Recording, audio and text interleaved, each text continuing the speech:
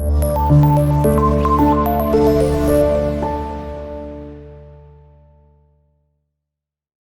alaikum students, this is Muhammad Ahmed, your biology teacher. Students, today we are going to discuss our next chapter, number 5, tissues, organs and organ system. इसको हम organisation के levels भी बोलते हैं, levels of organisation, आज हम उनको भी डिस्कस करेंगे। एक्चुअल में हमारे पास tissues, organs and organ systems, ये वर्ड्स आपने पहले सुने हुए हैं। टिश्यूज क्या होंगे, ऑर्गन्स क्या होंगे और ऑर्गन सिस्टम्स क्या होंगे। इस चैप्टर में एक्चुअल में हम डिफरेंट टाइप के टिश्यूज, ऑर्गन्स और ऑर्गन सिस्टम्स देखेंगे, और हम इसमें ये भी चेक करेंगे कि कैसे टिश्यूज बने, फिर उनसे आगे ऑर्गन्स बने, और ऑर्गन से आगे ऑर्गन सिस्टम, और फाइनली फिर एक लिविंग ऑर्गेनिज्म कैसे बन गया। ठीक है, तो हम चलते हैं अपने टॉपिक की तरफ। हम देखते हैं अब इसमें फर्स्ट, इसमें लेवल्स ऑफ ऑर्गेनाइजेशन ही उन्होंने बताया हुआ है। ये किसी भी लिविंग ऑर्गेनिज्म के ऑर्गेनाइज होने के जो लेवल्स होंगे उनको हम लेवल्स ऑफ ऑर्गेनाइजेशन बोल रहे होते हैं। ठीक है, अब इसमें हम लिविंग ऑर्गेनिजम्स के अंदर हम जब देखते हैं तो हमें आइडिया हो जाता है। देखिए, अगर किसी ह्यूमन की प्रोडक्शन हुई है, ह्यूमन की ऑर्गेनाइज होने में, बनने में, तो क्या एक ही दिन से अचानक से ही हमारी पूरी बॉडी मैन्युफैक्चर हो गई है? ऐसा तो नहीं है।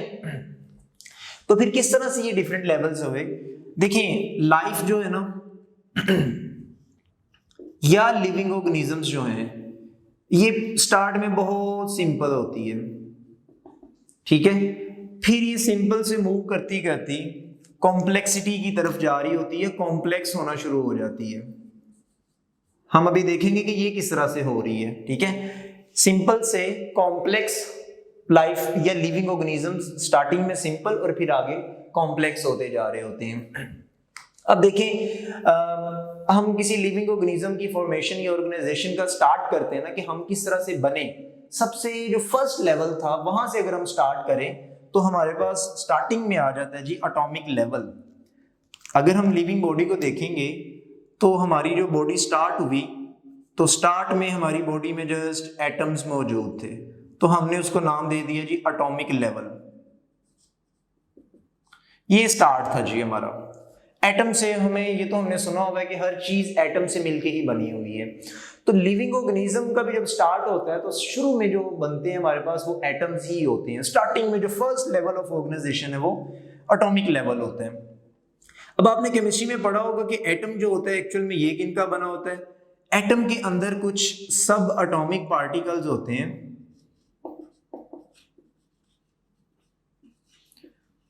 आपने नाम सुना होगा इलेक्ट्रॉन्स का, प्रोटॉन का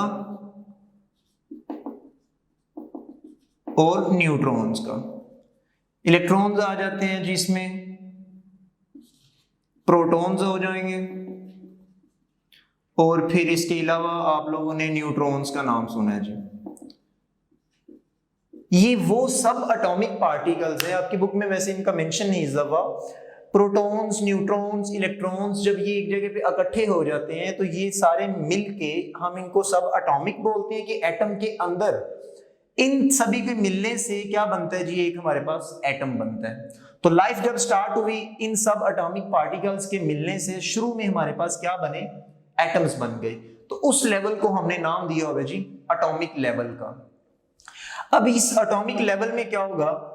नेक्स्ट हमारे पास, आपको पता है कि यही इलेक्ट्रॉन्स, प्रोटॉन्स, न्यूट्रॉन्स के मिलने से एटम तो बन गया। अब सेम टाइप के जब एटम्स मिलते हैं ना, तो इन एटम्स के मिलने से हमारे पास आगे बन जाते हैं जी एलिमेंट्स।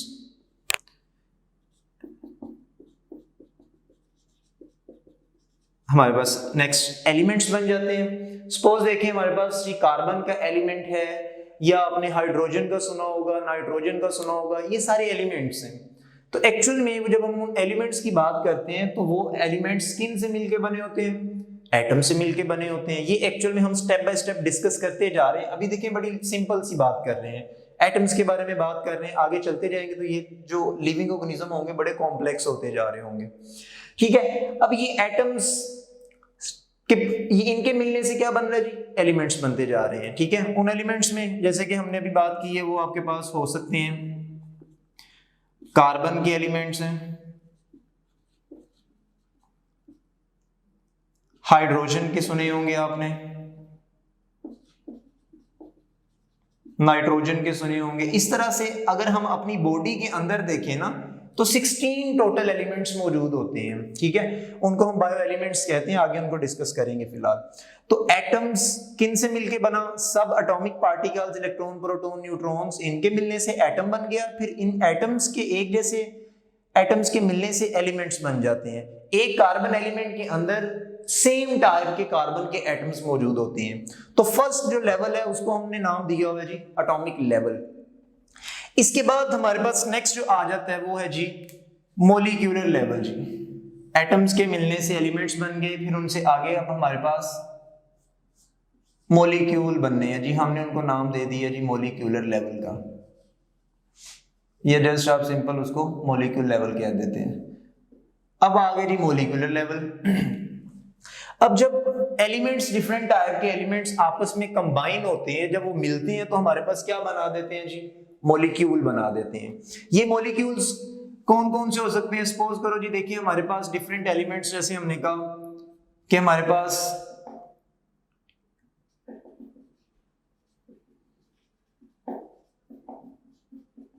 कोई भी एलिमेंट्स आप 5-6 अगर उनकी बात करें, अभी हम जैसे 16 की बात कर रहे थे, उनमें से भी ज्यादातर हमारे पास जो 6 एलिमेंट्स है वो इंपॉर्टेंट होते हैं।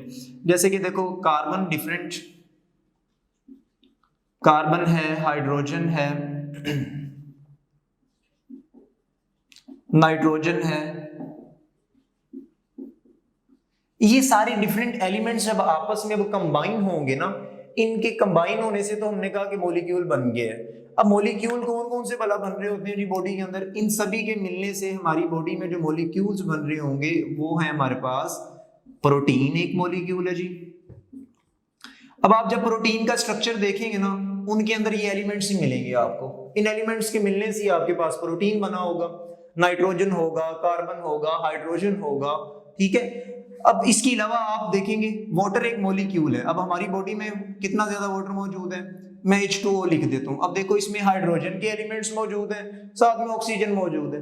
तो इन एलिमेंट्स के मिलने से वाटर का एक मॉलिक्यूल बन गया है, ठीक है। अब इसी तरह से आप देखेंगे अपनी बॉडी के अंदर कार्बोहाइड्रेट्स आपने सुना होगा ग्लूकोज के नाम से। अब कार्बोहाइड्रेट्स देखिए, अब हमें एनर्जी जो मिलती है सारी कार्बोहाइड्रेट से मिलती है। हम रूटीन में जो भी खाना खा रहे हैं कार्बोहाइड्रेट्स बहुत ज्यादा उसमें मौजूद है। अब जब कार्बोहाइड्रेट्स का स्ट्रक्चर देखेंगे ना आप, ये एक मॉलिक्यूल है, कार्बोहाइड्रेट्स मॉलिक्यूल है, वाटर मॉलिक्यूल, प्रोटीन मॉलिक्यूल है। ये किन से मिलके बने हुए हैं जी? ये इन एलिमेंट्स के मिलने से बने हुए हैं, ठीक है। क्या हुआ? एटम्स के मिलने से एलिमेंट्स बन गए, एलिमेंट्स के मिलने से मॉलिक्यूल बन गया। अब मॉलिक्यूल्स के मिलने से हम देखते हैं कि आगे क्या बनता है, ठीक है। मॉलिक्यूल्स भी वैसे दो टाइप के होते हैं, माइक्रो मॉलिक्यूल और मैक्रो मॉलिक्यूल्स। इनके बारे में फर्दर फिर हम नेक्स्ट डिस्कस करेंगे कभी।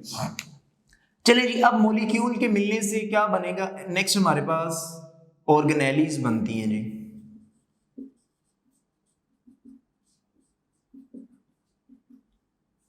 ऑर्गेनेलीज के हम पूरा चैप्टर पढ़ के आए हैं। दी सेल के नाम से चैप्टर अगर आपको याद होगा, उसमें हमने कितने ज्यादा ऑर्गेनेलीज देखे थे।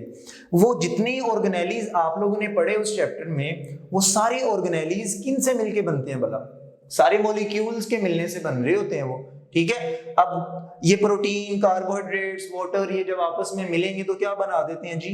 ऑर्गेनेलीज बना देते हैं। याद होगा हमने 2-4 ऑर्गेनेलीज, अगर आपको माइंड में आए तो माइटोकॉन्ड्रिया के बारे में पढ़ा था।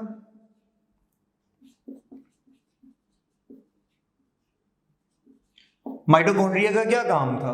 माइटोकॉन्ड्रिया हमारे पास क्या कर रहा था जी? ये power house of the cell हमने इसको नाम दिया था। उस ऑर्गेनेली को देखेंगे तो उसकी बॉडी, जो माइटोकॉन्ड्रियल बॉडी है, वो क्या होगी? प्रोटीन, कार्बोहाइड्रेट, लिपिड्स और फैट्स वगैरह से मिलके बनी होगी। फिर इसके अलावा आपको याद होगा हमने पढ़ा था जी, आप इसके साथ क्लोरोप्लास्ट कर लें या आप इसमें गोल्जी अपरेटस कर दें। इस तरह के कितने भी आपने ऑर्गेनेलीज पढ़े थे, वो सारे ऑर्गेनेलीज किससे मिलके बने हुए हैं? वो सारे ऑर्गेनेलीज इन मॉलिक्यूल्स के मिलने से बनते हैं। आप याद हो हमने उसका जो सेल मेम्ब्रेन थी, हमने उसके बारे में पढ़ा था ना कि इसमें 60% आपके पास जो होगी वो प्रोटीन होती है, बाकी उसमें कुछ लिपिड्स आ जाते हैं, और थोड़ी सी अमाउंट में हमने देखा था कि कार्बोहाइड्रेट्स होते हैं, फ्लूइड मोज़ेक मॉडल जैसे मेम्ब्रेन है, ठीक है। तो इसी तरह से आप बाकी भी ऑर्गेनेलीज को देखोगे ना, तो वो सारे के सारे किससे बने होंगे जी, प्रोटीन होंगे, कार्बोहाइड्रेट्स होंगे, और उनके अंदर लिपिड्स मौजूद होते हैं। तो मॉलिक्यूल के मिलने से जी ऑर्गेनेलीज बन गए हैं। अब याद होगा उस सेल वाले चैप्टर में मैंने आपको बताया था कि वो सारे ऑर्गेनेलीज जब मिल जाते हैं ना, ऑर्गेनेलीज के मिलने से और उनके मिल के काम करने से नेक्स्ट हमारे पास क्या बन जाता था, एक कंप्लीट सेल बन जाता था। ये उस चैप्टर में हमने बात की थी कि सेल बन जाता है। देखो mitochondria, Golgi apparatus, nucleus, endoplasmic reticulum, lysosome, अगर प्लांट सेल की बात करें तो उसमें आप क्लोरोप्लास्ट भी कर लो, ठीक है। इन सभी के मिलने से क्या बना था, एक कंप्लीट सेल बना था। हमने सेल को क्या नाम दिया था कि सेल के अंदर सारे ऑर्गेनेलीज मिल के जब काम कर रहे होते हैं तो उन सभी के काम को मिला के फिर हम बोल देते हैं कि अब ये एक कंप्लीट सेल का काम है, ठीक है। तो सेल को हमने कहा था ना कि बेसिक स्ट्रक्चरल और फंक्शनल यूनिट, एक्चुअल में वो सेल के अंदर सारे जो फंक्शंस हो रहे होते हैं वो ऑर्गेनेलीज परफॉर्म कर रहे होते हैं। तो बड़ा सिंपल सा कॉन्सेप्ट है, ऑर्गेनेलीज के मिलने से आगे हमारे पास क्या बन जाता है, सेल बन जाता है। तो ये सारे ऑर्गेनेलीज आप पढ़ के आए हुए हैं।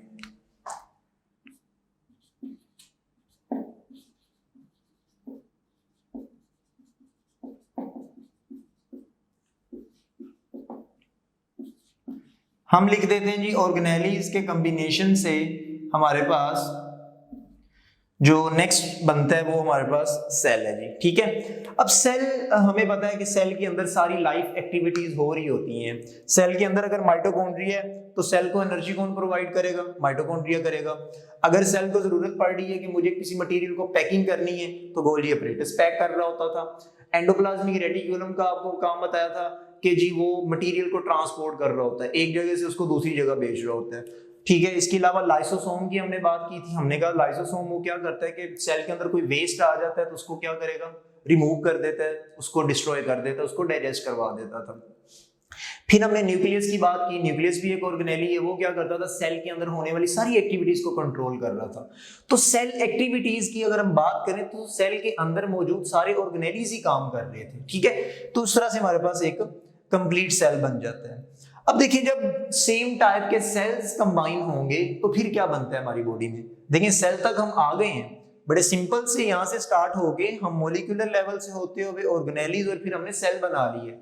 अब हम बात करते हैं जी हमारी बॉडी सेल से मिलके बनी होती है, ठीक है। अब ये सेल्स अलग अलग तो पड़े नहीं हुए, ये सेल्स जब आपस में कंबाइन करते हैं तो इनके कॉम्बिनेशन से हमारे पास जो नेक्स्ट लेवल बनता है उसको हम बोलते हैं जी टिश्यू लेवल।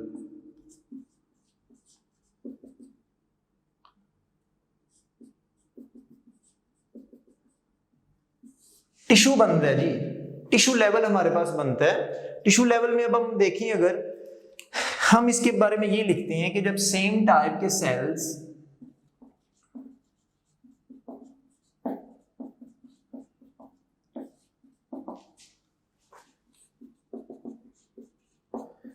एक सेम जगह पे मौजूद हों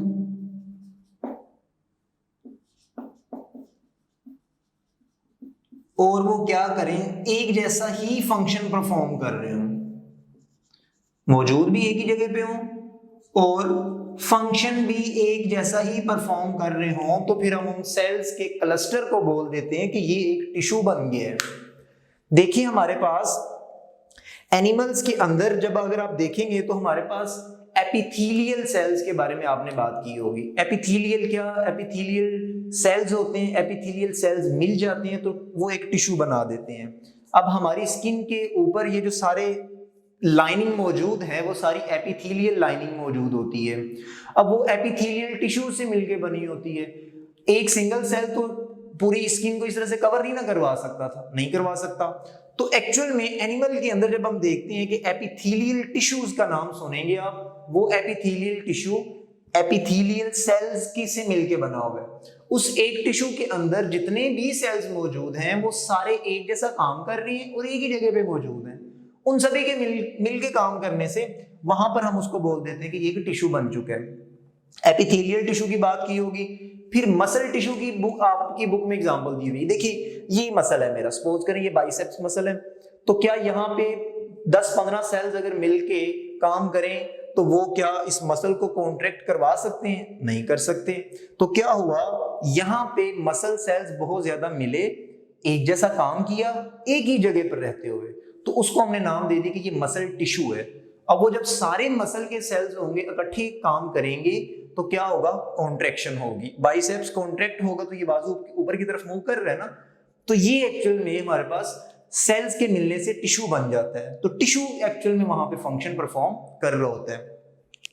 अगर आप प्लांट्स के अंदर बात करें, प्लांट्स के अंदर आपको याद होगा, हाँ हम इससे पीछे भी पढ़ चुके हैं, एपिडर्मल टिश्यूज। एपिडर्मस का नाम आपने सुना होगा। ये मोस्टली प्लांट्स के जो ऑर्गन्स होते हैं, प्लांट्स के जो पार्ट्स होते हैं, उनकी सबसे ऊपर वाली जो लेयर होती है ना, उसको हम एपिडर्मल लेयर बोलते हैं। हमने मीजोफिल सेल पढ़े थे पिछले चैप्टर में, अगर आपको याद हो, थर्ड चैप्टर में, ठीक है। तो वहां पे आपको बताया था वो मीजोफिल सेल के ऊपर एक लेयर पड़ी होती थी, उसको हमने एपिडर्मल लेयर का नाम दिया था। उस एपिडर्मल लेयर के अंदर एपिडर्मल टिश्यूज मौजूद होते हैं, ठीक है। इसके अलावा आपने सुना होगा प्लांट्स के अंदर वास्कुलर टिश्यूज होते हैं। वास्कुलर टिश्यूज क्या करते हैं, जाइलम और फ्लोएम का नाम आपने सुना होगा। जाइलम क्या काम करता है कि वो सॉइल से वाटर को ऊपर की तरफ लेके जा रहा होता है प्लांट्स के डिफरेंट पार्ट्स के पास, उसमें और जो फ्लोएम का काम होता है वो फूड को ट्रांसपोर्ट कर रहा होता है, प्लांट्स के डिफरेंट पार्ट्स में फूड को ट्रांसपोर्ट करने का काम होता है। तो ये वास्कुलर टिश्यूज हैं, जाइलम और फ्लोएम एक्चुअल में टिश्यूज हैं। ये किन से मिलके बने, ये सेल्स के मिलने से बने हुए हैं। तो याद रखना है, ऑर्गेनेलिस के मिलने से सेल बनता है, और सेल्स जब एक जैसे आपस में मिल जाएं तो फिर उनको हम बोलते हैं कि ये टिश्यू बन चुके हैं। चलिए नेक्स्ट हम टिश्यू के बाद हम देखते हैं कि हमारे पास कौन सा लेवल आता है। सपोज करो जी, अगर हमारे पास सेम टाइप के टिश्यूज आ जाएं तो फिर क्या होगा। सेम टाइप के जब टिश्यूज आपस में मिलते हैं, टिश्यूज के मिलने से नेक्स्ट जो लेवल बनता है उसको हम बोलते हैं जी ऑर्गन लेवल।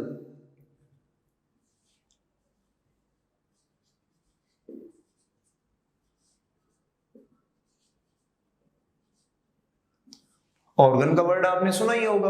अब ऑर्गन लेवल में एक्चुअल में क्या है कि टिश्यूज एक जैसे सेम टिश्यूज मिलेंगे ना तो वो एक ऑर्गन बना देते हैं। हम लिख देते हैं कि जब सेम टाइप के टिश्यूज आपस में कंबाइन करेंगे तो उन टिश्यूज के मिलने से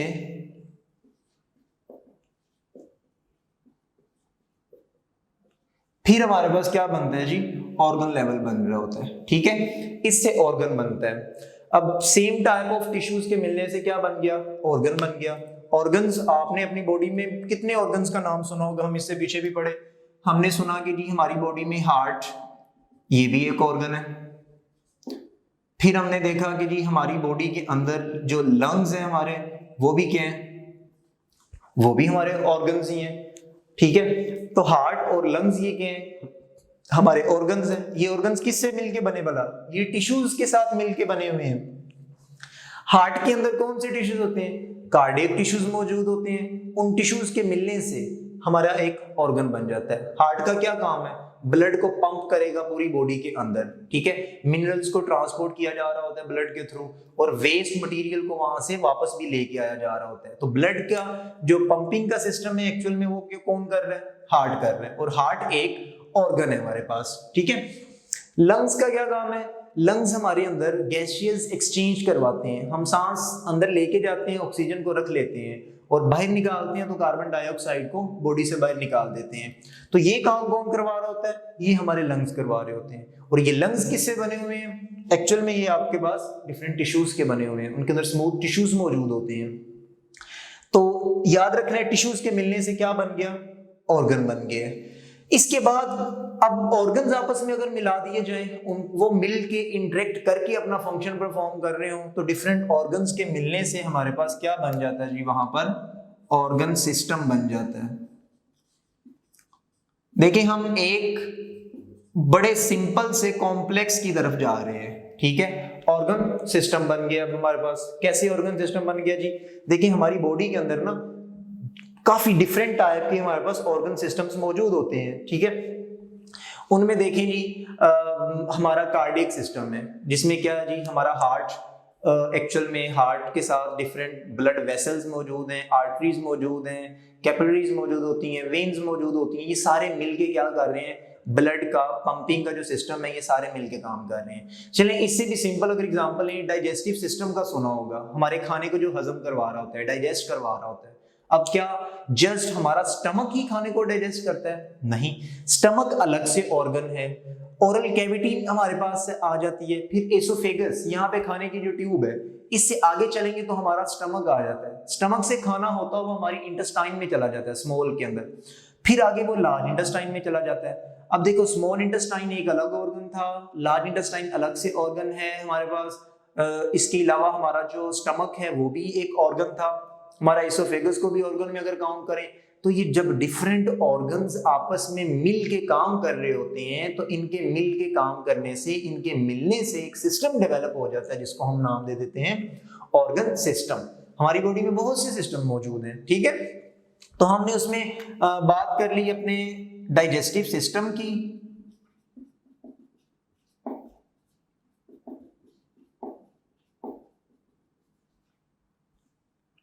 ठीक है।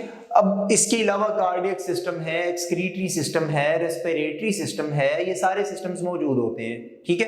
तो ये किन से मिलके बने? जब ऑर्गन्स, डिफरेंट ऑर्गन्स आपस में मिलके काम करेंगे तो वहां पे एक सिस्टम बन जाता है जिसको हम ऑर्गन सिस्टम का नाम दे देते हैं, ठीक है। इसके अलावा अब डिफरेंट ऑर्गन सिस्टम अगर आपस में मिल जाए तो फिर क्या बनेगा? फिर हमारे पास एक कंप्लीट इंडिविजुअल बन जाता है, एक ऑर्गेनिज्म बन जाता है। हम ये लिख देते हैं जी, ऑर्गेनिज्म लेवल कर लो,